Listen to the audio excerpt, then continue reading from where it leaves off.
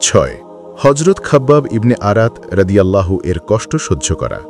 হযরত খাব্বাব রাদিয়াল্লাহু ছিলেন সেই সকল সৌভাগ্যবান লোকদের অন্যতম যাহারা স্বেচ্ছায় নিজেদেরকে পরীক্ষার সম্মুখীন করিয়াছিলেন। তিনি আল্লাহর রাস্তায় কঠিন হইতে কঠিনতর দুঃখ কষ্ট সহ্য করিয়াছেন। শুরুতেই 5-6 জনের পর তিনি মুসলমান হইয়া গিয়াছিলেন।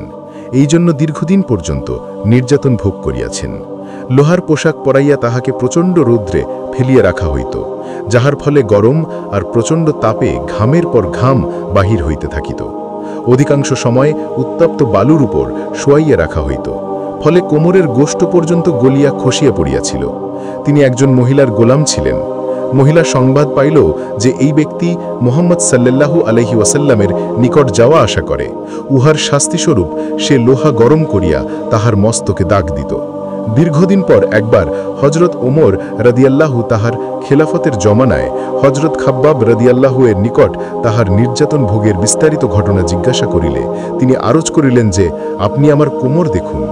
হযরত ওমর রাদিয়াল্লাহু তাহার কোমর দেখিয়া বলিয়া উঠিলেন, এমন কোমর তো কাহারও কখনো দেখি নাই। হযরত খাব্বাব রাদিয়াল্লাহু আরজ করিলেন, প্রজ্বলিত কয়লার উপর আমাকে শোয়াইয়া টানা হেঁচড়া করা হইয়াছে। আমার কোমরের চর্বি ও রক্ত দ্বারা ওই আগুন নিভিয়াছে।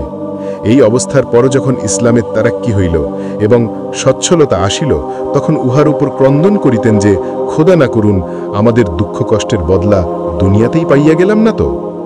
হযরত খাব্বাব রাদিয়াল্লাহু বলেন, একদিন হুজুর আকরাম সাল্লাল্লাহু আলাইহি ওয়াসাল্লাম তাহার অভ্যাসের খেলাফ খুব দীর্ঘ নামাজ পড়িলেন। সাহাবায়ে কেরাম রাদিয়াল্লাহু জিজ্ঞাসা করিলে হুজুর সাল্লাল্লাহু আলাইহি ওয়াসাল্লাম ইরশাদ করিলেন যে, ইহা ছিল আশা ও ভয়ের নামাজ। আমি এই নামাজের মধ্যে আল্লাহ তাআলার নিকট 3টি বিষয় দোয়া করিয়াছিলাম, তন্মধ্যে 2টি কবুল হইয়াছে আর 1টি কবুল হয় নাই। আমি এই দোয়া করিয়াছি যে, দুর্ভিক্ষের কারণে আমার সমস্ত উম্মাত যেন ধ্বংস না হইয়া যায়, ইহা কবুল হইয়াছে। দ্বিতীয় এই দোয়া করিয়াছি যে, তাহাদের মধ্যে পরস্পর যেন ঝগড়া বিবাদ না হয়, এই দোয়া কবুল হয় না।